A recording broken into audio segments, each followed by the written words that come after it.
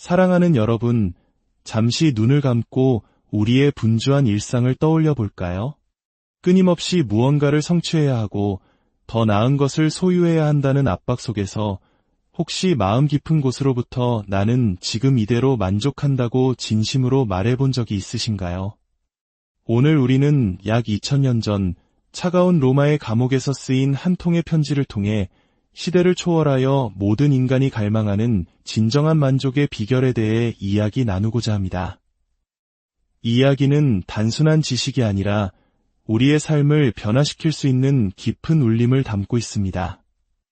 본격적인 이야기에 앞서 하나님의 은혜가 담긴 이 메시지가 더 많은 분들의 마음에 닿을 수 있도록 좋아요와 구독으로 함께해 주신다면 그것 또한 주님의 사랑을 나누는 귀한 실천이 될 것입니다.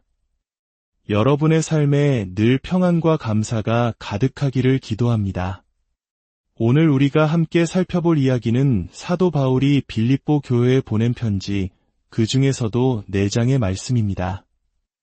아마 여러분 중 많은 분들이 이 구절을 이미 알고 계실지도 모릅니다. 하지만 오늘 우리는 그 의미를 새롭게 발견하는 여정을 떠나려 합니다. 바울은 11절과 12절에서 우리를 놀라게 하고 때로는 불편하게 만드는 고백을 2번에 걸쳐 반복합니다. 나는 어떤 형편에든지 자족하기를 배웠노니 나는 비천에 처할 줄도 알고 풍부에 처할 줄도 알아 모든 일곳 배부름과 배고픔과 풍부와 궁핍에도 처할 줄 아는 일체의 비결을 배웠노라. 나는 만족하는 법을 배웠습니다. 이 얼마나 놀라운 선언입니까? 우리가 살아가는 이 시대는 어떻습니까? 사회는 끝없는 불만족의 영으로 가득 차 있습니다.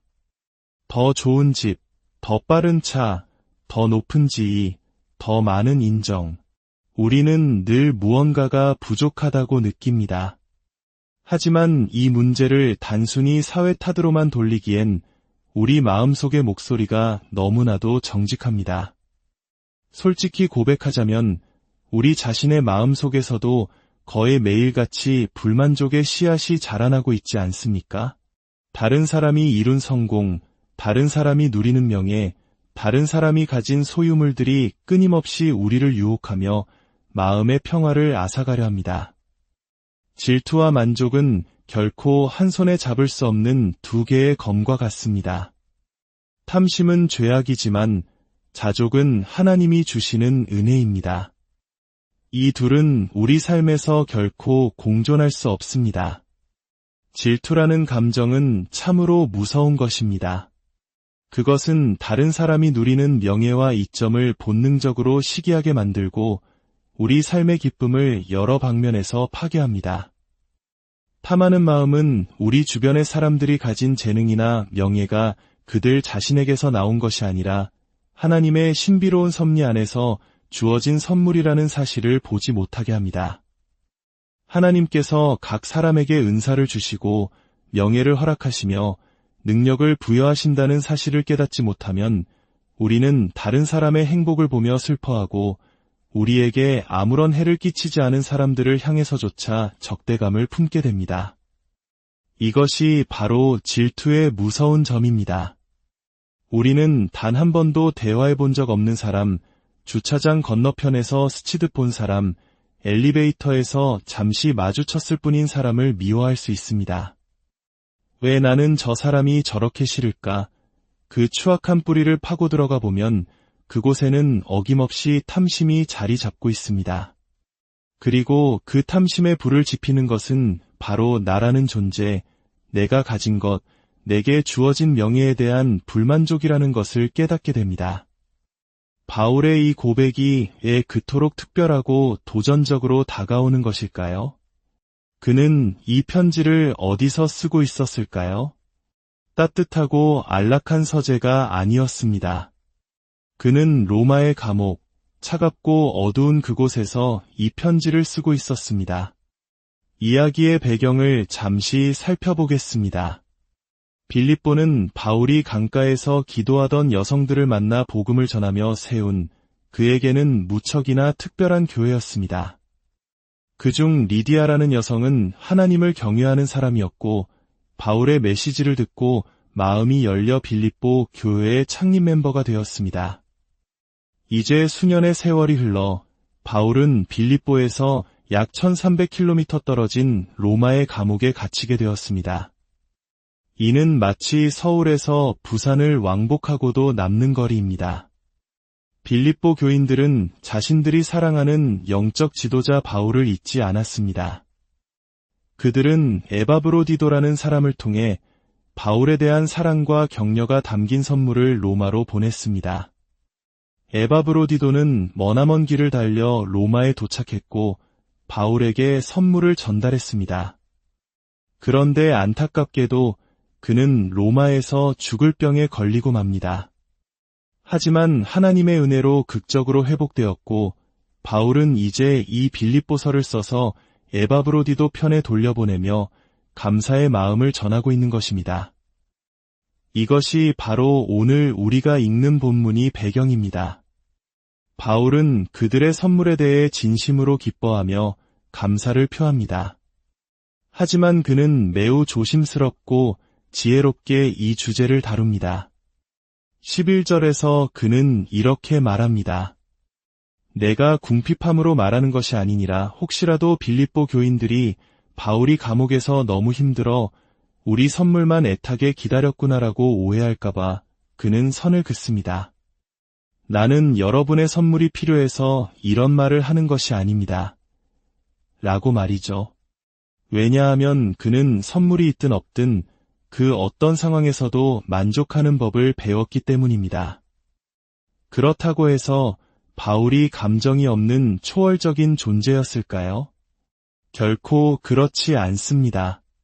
그가 인생의 마지막에 디모데에게 쓴 편지를 보면 그는 겨울이 오기 전에 어서 와주게. 나는 외롭고 자네가 보고 싶다네. 그리고 올 때 내 겉옷을 가져오게. 날이 추워 덥고 싶다네. 또 내 책들도 가져오게. 심심해서 읽고 싶다네 라고 말합니다. 보십시오. 그는 우정이 필요했고 추위를 막아줄 겉옷이 필요했으며 지루함을 달래줄 책이 필요했습니다. 그는 그것들을 원했습니다. 하지만 만약 그것들이 오지 않더라도 그는 괜찮았을 것입니다. 왜냐하면 그는 자신의 필요가 채워지든 채워지지 않든 풍족하든 부족하든 그 모든 상황 속에서 만족하는 비결을 배웠기 때문입니다. 그렇다면 그 비결은 과연 무엇일까요? 그것은 고대 그리스의 스토아 철학자들이 말하는 자기만족과는 전혀 다른 것이었습니다. 스토아 철학자들은 외부 환경에 흔들리지 않는 초연한 마음, 마치 나는 바위여, 나는 섬이라. 바위는 고통을 느끼지 못하고 섬은 결코 울지 않는다는 노래 가사처럼 스스로를 단련하여 감정을 억제하는 것을 미덕으로 여겼습니다. 하지만 바울이 말하는 만족은 그런 차가운 무관심이나 감정의 마비가 아니었습니다. 바울의 만족은 자기 자신에게서 나오는 것이 아니었습니다. 그 비밀의 열쇠는 바로 다음 구절 13절에 있습니다. 내게 능력 주시는 자 안에서 내가 모든 것을 할 수 있느니라. 그렇습니다. 기독교적 만족의 비밀은 바로 예수 그리스도의 충분하심에 그 뿌리를 두고 있습니다. 그것은 나의 마음과 생각을 내가 마주한 상황이 어떠하든 간에 하나님의 뜻 앞에 온전히 굴복시키는 것입니다. 그래서 우리는 진정으로 만족하는 사람들을 만났을 때 깊은 감명을 받습니다. 그들이 가난 속에 살든 상상할 수 없는 부유함 속에 살든 그들은 환경에 압도당하지도 물질에 중독되지도 않습니다. 그들의 삶에는 이 신비로운 만족의 비결이 자리 잡고 있기 때문입니다. 여기서 우리는 빌립보서 4장 13절 내게 능력 주시는 자 안에서 내가 모든 것을 할 수 있느니라는 말씀이 얼마나 자주 오해되는지를 짚고 넘어가야 합니다. 이 구절은 마치 내가 마음만 먹으면 무엇이든 할 수 있다는 긍정의 힘 주문처럼 사용되곤 합니다. 나는 수학을 정말 못하지만 빌립보서 4장 13절 말씀이 있으니 이번 시험은 만점 받을 수 있을 거야. 와 같이 말입니다. 하지만 이 말씀의 진정한 의미는 그런 것이 아닙니다. 이 구절이 주는 힘은 우리가 시험에 떨어졌을 때 느끼는 처참한 실패감 속에서도 좌절하지 않고 다시 일어서서 삶을 살아갈 힘을 얻는 것입니다. 즉, 이 말씀은 나는 성공할 수 있다는 의미보다는 나는 실패 속에서도 괜찮을 수 있다는 의미에 더 가깝습니다. 그리스도께서 주시는 힘으로 우리는 역경 속에서 평온함을 유지할 수 있고 풍요 속에서 겸손함을 배울 수 있습니다. 이것이 바로 이 말씀의 진정한 능력입니다. 주목해야 할 또 다른 중요한 사실은 이 만족은 배우는 것이라는 점입니다. 바울은 나는 만족을 배웠다고 말합니다. 이것은 어느 날 갑자기 하늘에서 뚝 떨어지는 감정이 아닙니다. 5가지 쉬운 단계나 7가지 비법 같은 자기계발서의 공식으로 얻을 수 있는 것도 아닙니다. 이 만족은 하나님의 섭리라는 학교에서 수많은 시험과 훈련을 통해 한 걸음 한 걸음 배워나가는 것입니다. 마치 근육을 단련하듯 우리의 영혼을 단련시켜 얻게 되는 귀한 열매입니다. 그렇다면 우리 삶의 이 비밀을 어떻게 적용할 수 있을까요? 첫째, 기독교적 만족은 나의 상황과 무관하다는 것을 깨달아야 합니다. 세상의 행복은 일어나는 일에 따라 좌우되지만 그리스도인의 기쁨은 세상의 우연과 변화로부터 독립되어 있습니다. 이 사실을 깨닫기 전까지 우리의 삶은 계속해서 롤러코스터처럼 오르락내리락 할 것입니다. 둘째, 진정한 만족은 예수 그리스도와의 연합에 그 기초를 둡니다. 그것은 주님과의 인격적인 관계에서 비롯됩니다. 빌립보서 3장 10절에서 바울은 내가 그리스도를 알기 원하노라고 고백합니다. 그리고 4장 13절에서 그리스도를 통해 모든 것을 할 수 있다고 말합니다. 순서가 중요합니다. 먼저 그리스도를 알아야 그분을 통해 모든 것을 감당할 힘을 얻게 됩니다. 우리는 스스로에게 물어야 합니다. 나는 그리스도에 대해 아는 것인가? 아니면 그리스도를 인격적으로 알고 있는가? 주일마다 교회에 출석하고 종교적인 의무를 다하는 것이 그리스도를 아는 것과 동일하지 않을 수 있습니다. 내가 왜 이토록 불만족스러운가? 그것은 5가지 원칙을 찾지 못해서가 아니라 어쩌면 내가 그리스도를 깊이 알지 못하기 때문일 수 있습니다. 그분이 얼마나 놀라우신 분인지, 그분이 나의 전부라는 사실을 내가 진정으로 믿는다면 은보다 귀하고 금보다 값지며 다이아몬드보다 아름다운 그분과 비교할 때 세상의 모든 것은 그 빛을 잃게 될 것입니다. 그리고 그 믿음은 내가 처한 상황을 바라보는 관점을 근본적으로 바꾸어 놓을 것입니다. 기독교적 만족은 예수님과의 관계가 깊어질수록 맺히는 열매와 같습니다. 그리스도를 더 깊이 알수록 우리는 더 만족하게 됩니다. 세상의 것들은 점점 그 가치를 잃어갑니다.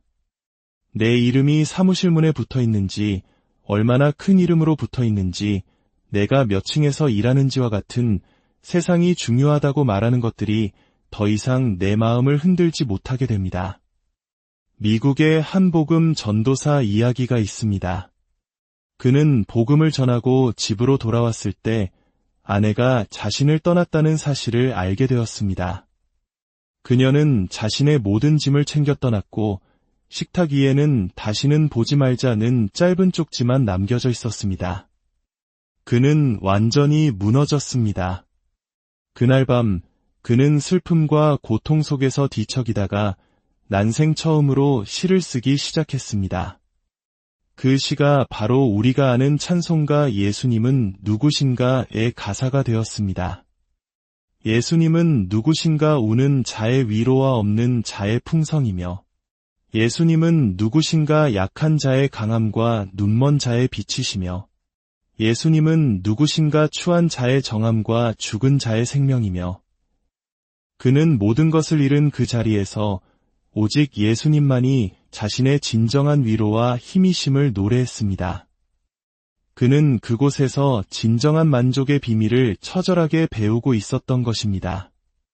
마지막으로 진정한 만족은 하나님의 섭리를 온전히 받아들이는 것에서 시작됩니다. 시편 139편은 하나님께서 우리를 어머니의 모태에서부터 신묘막측하게 지으셨다고 말씀합니다. 우리의 눈동자 색깔, 머리카락 한 올까지도 모두 하나님의 신성한 계획 아래 있습니다. 거울 앞에 서서 내 모습이 마음에 들지 않을 때 불평하는 대신 이렇게 고백해보는 것은 어떨까요? 아버지, 참 아름다운 작품입니다. 감사합니다. 나의 부모님, 내가 태어난 곳, 나의 재능, 나의 약점까지도 모두 하나님의 주권적인 계획 아래 있음을 받아들일 때 우리는 비로소 불만족의 굴레에서 벗어날 수 있습니다. 궁극적으로 기독교적 만족은 이것입니다. 주님께 속하고 온전히 그분의 처분에 맡겨지는 것보다 더 높은 야망을 갖지 않는 것에서 오는 직접적인 열매입니다. 19세기 스코틀랜드의 젊은 목사였던 머레이 맥체이는 29세의 나이로 세상을 떠났습니다. 그는 친구들에게 이런 말을 남겼습니다. 나 자신에 관한 한 아무런 계획도 갖지 않는 것이 언제나 나의 야망이었습니다. 우리의 계획과 목표로 가득 찬 현대인의 귀에는 이 얼마나 낯선 말입니까? 하지만 우리가 이 낯선 진리를 끌어안을 준비가 되었을 때 비로소 우리는 기독교적 만족이라는 귀한 보석을 발견하는 여정을 시작하게 될 것입니다. 아버지 하나님, 저희의 마음속에 자리한 불만족의 영을 용서하여 주시옵소서. 저희가 누구이며 어디에 있으며 무엇을 가졌는지에 대해 불평했던 것을 회개합니다. 날마다 한 걸음씩 당신의 섭리라는 학교에서 이 놀라운 만족의 비밀을 배우게 하옵소서. 저희의 가장 큰 소원이 매일 매순간 주님께서 원하시는 모습이 되는 것이 되게 하시고 순례자의 길을 걷는 모든 발걸음마다 오직 예수님께 온전히 순종하게 하옵소서. 토기장이의 손에 들린 진흙처럼 주님의 뜻을 이루는 도구가 되게 하여 주시옵소서. 이제 아버지 하나님과 아들 예수 그리스도 그리고 성령님의 은혜와 자비와 평강이 이 말씀을 듣는 모든 분들의 삶과 가정 위에 오늘로부터 영원토록 함께 하시기를 간절히 축원합니다.